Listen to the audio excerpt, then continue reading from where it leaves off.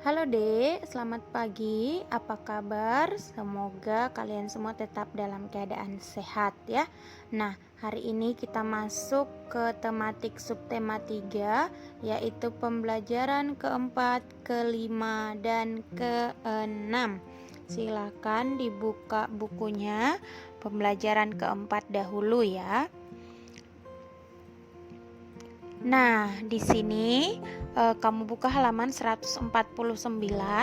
Di halaman ini kamu akan diberikan dua teks. Ada dua teks laporan. Silahkan kamu baca dulu, kemudian kamu garisin yang menurut kamu poin-poin pentingnya. Setelah itu, nanti kamu akan diminta untuk menuliskan informasi penting dari teks laporan 1 dan teks laporan 2. Di sini Miss sudah ada berikan teks informasi pentingnya. Boleh ini kamu tulis ke buku kamu, ke buku cetak kamu. Boleh juga informasi penting menurut kamu sendiri. Nah, berikutnya kita masuk ke pelestarian tumbuhan dan hewan. Nah, di sini kita disuruh membaca lagi dari buku cetak halaman 150 sampai 152. Nah, silakan dibuka. Nah, menurut Undang-Undang Nomor 5 Tahun 1990, jual beli flora dan fauna yang telah dimasukkan ke dalam daftar hewan dan tumbuhan yang dilindungi merupakan tindakan ilegal. Bagi yang melanggar akan dikenakan hukuman penjara maksimal 5 tahun dan denda sebesar 100 juta rupiah. Salah satu organisasi yang paling aktif melakukan kegiatan ini adalah WWF. Nah, berikutnya, usaha pelestarian hewan dan tumbuhan langka di wilayah tertentu antara lain. Nah, apa sih usaha pelestarian hewan dan tumbuhan langka di wilayah tertentu? Nah, yang pertama itu cagar alam. Cagar alam adalah daerah atau wilayah yang di dalamnya terdapat tumbuhan dan hewan yang khas. Itu dia cagar alam. Nah, cagar alam yang terkenal di Indonesia yaitu yang pertama cagar alam Pulau Dua di Banten, cagar alam Pantodomas di Winosobo, Jawa Tengah, cagar alam Penanjung, Jawa Barat, dan cagar alam Taba Penanjung di Bengkulu. Jadi ada 4 yang terkenal di Indonesia. Nah, yang kedua, Suaka Marga Satwa. Suaka Marga Satwa adalah wilayah yang khusus digunakan untuk melindungi hewan yang terancam punah. Contohnya Suaka Marga Satwa Gunung di Ciamis, Jawa Barat. Itu kumbang, meong congkok, macan tutul, elang lurik. Yang kedua, Suaka Marga Satwa di Balai Raja Bengkalis, Riau. Ada gajah, beruang madu, dan harimau Sumatera. Jadi itu contoh Suaka Marga Satwa. Jadi, nah setelah itu berikutnya kita masuk ke Taman Nasional. Taman Nasional adalah kawasan pelestarian alam sesuai dengan ekosistem aslinya. Dapat digunakan untuk kepentingan pendidikan, penelitian, budaya, dan pariwisata. Ada contohnya beberapa Miss buat. Nah, di sini kita akan bahas lagi tujuan pelestarian hewan dan tumbuhan langka. Untuk apa dilestarikan? Nah, hewan dan tumbuhan langka. Yang pertama, menjaga keseimbangan ekosistem. Yang kedua, memelihara keragaman hayati. Yang ketiga, memenuhi kebutuhan masyarakat, misalnya untuk pangan, bangunan, dan obat-obatan. Yang keempat, menciptakan lingkungan yang nyaman dan mengurangi pencemaran udara. Yang kelima, dapat dimanfaatkan sebagai tempat hiburan, contohnya rekreasi dan kebun binatang. Nah, berikutnya kita akan kamu akan menuliskan jawaban pertanyaan dari halaman 153. Nah, ini tulis di buku latihan kamu, karena kalau kamu jawab di buku cetak itu tidak akan muat. Nah, silakan ditulis di buku latihannya dengan tulisan yang rapi. Sekarang Kita ke cetak halaman 153 sampai 155. Di sini ada tentang nilai-nilai Pancasila, tetapi ini kita sudah bahas di pembelajaran sebelumnya. Di sini hanya mengulang, jadi kamu hanya membaca dan memberi garis merah di buku cetak kamu. Kita masuk ke materi bunga nasional 10 negara ASEAN. Yang pertama Brunei. Brunei Darussalam, bunga nasionalnya bernama simpor yang memiliki kelopak kuning dan daun lebar. Biasanya tergambar pada uang kertas $1 Brunei. Nah, di sini Miss berikan juga hewan nasionalnya. Hewan nasionalnya yaitu elang laut dada putih. Ini melambangkan perlindungan dan keadilan. Jadi di materi ini Miss bukan hanya bahas tentang bunga nasionalnya saja, Miss juga sekalian berikan hewan nasionalnya biar anak-anak, biar adik-adik mengenal juga hewan khas dari negara-negara ASEAN tersebut.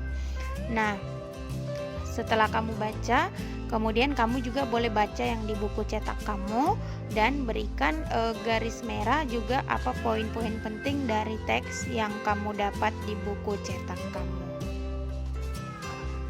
Berikutnya kita masuk ke negara kita, Indonesia. Bunga nasional kita adalah yang terkenal itu adalah bunga melati putih atau Jasminum sambac.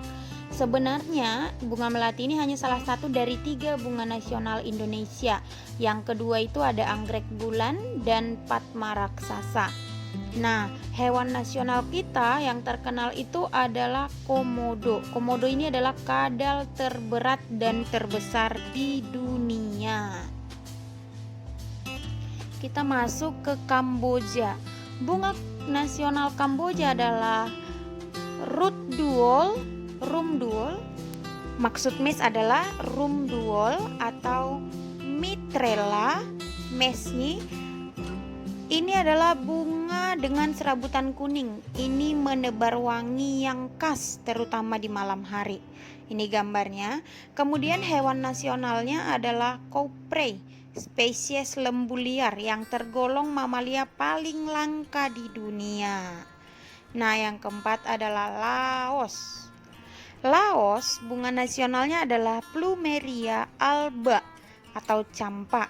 Ini menjadi simbol resmi Laos karena dianggap mewakili ketulusan dan kegembiraan hidup. Hewan nasional Laos adalah gajah India. Nah, makanya Laos itu terkenal dengan banyak gajah ya, Dek. Nah, kemudian Malaysia. Bunga nasional Malaysia adalah bunga raya yang juga populer dengan sebutan kembang sepatu. Ini 5 kelopak bunga mempresentasikan 5 prinsip negara yang menjadi pemersatu bangsa. Sedangkan warna merahnya itu melambangkan keberanian. Kalau hewan nasionalnya adalah harimau Malaya. Ini sudah terkenal ya, Dek. Berikutnya masuk ke negara Myanmar. Bunga nasional Myanmar adalah padauk yang mekar sekitar bulan April dan menjadi penanda bagi festival tahun baru Myanmar. Nah, kemudian hewan nasionalnya adalah harimau Indochina. Dengan konservasi harimau lembah kuak menjadi yang terbesar di dunia. Kita masuk ke 7 adalah negara Filipina. Bunga nasional negara ini adalah Sampaguita jasmine atau melati putih. Nah, ini menjadi bagian dalam legenda, kisah, dan lagu rakyat Filipina. Melati putih ini dianggap mewakili kemurnian, kesederhanaan, kerendahan hati, dan kekuatan. Hewan nasionalnya adalah karabau atau kerbau air Asia. Ini yang berperan sebagai pekerja di sawah dan juga hutan. Ini Miss sudah berikan gambarnya ya. Kita masuk ke negara Singapura. Bunga nasional Singapura adalah anggrek Vanda Miss Joaquim yang memiliki gradasi ungu yang anggun dan bentuk yang cantik. Warnanya ungu. Hewan nasional ini semua kita sudah pasti tahu ya. Ini menjadi ikon negara Singapura yaitu singa. Nah, ini merujuk pada istilah Sanskerta kuno yaitu Simha atau Singha. Nah, jadi kalau kita ke Singapura, kita langsung melihat ikon negaranya itu adalah singa. Berikutnya Thailand. Thailand bunga nasionalnya adalah Ratchaphuek atau Cassia Fistulaline dengan warna kuning yang melambangkan Buddha dan keagungan. Hewan nasional Thailand ini adalah gajah. Nah, gajah ini penting dalam budaya dan kehidupan di Thailand. Nah, bisa dilihat gambarnya. Kemudian kita masuk ke negara terakhir yaitu Vietnam. Bunga nasional Vietnam adalah teratai. Teratai ini sebagai lambang kemurnian, komitmen, dan optimisme terhadap masa depan. Nah, kemudian selain teratai ada pula pinus, bambu, dan krisan. Hewan nasionalnya adalah kerbau air yang berwarna hitam dan memiliki tanduk besar yang melengkung.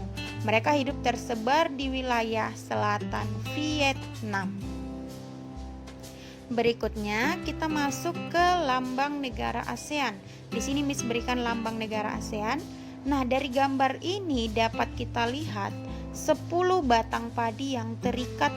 Nah, itu artinya persatuan, kesatuan, dan persahabatan dari 10 negara ASEAN.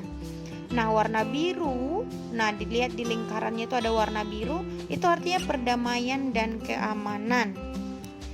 Sedangkan warna merah itu artinya keberanian dan dinamika. Lihat warna merah yang di dalam ya, Dek, di dalam lingkaran. Nah, warna putih kan ada itu di dalam lingkaran warna putih. Itu artinya kesucian, dan warna kuning itu artinya kemakmuran dan kesejahteraan. Lingkaran, kenapa dia dibuat lingkaran? Itu melambangkan persatuan antara negara-negara anggota ASEAN. Jadi, ASEAN memberikan lambang bukan tidak memiliki arti, ada artinya semua. Sekarang buka cetak halaman 168, kronologi terbakarnya padang rumput di Pulau Komodo.